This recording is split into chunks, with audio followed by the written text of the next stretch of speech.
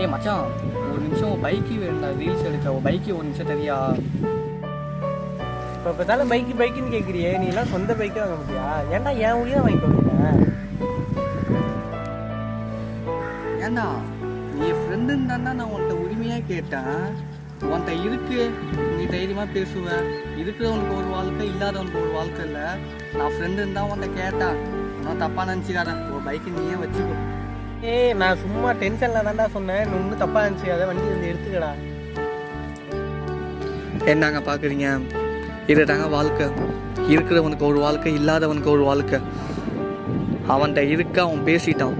நம்மளும் ஒரு நாள் இவன் வச்சிருக்கிற பைக்கை விட பெரிய பைக்கை வாங்காமையா போயிட போகிறோம்.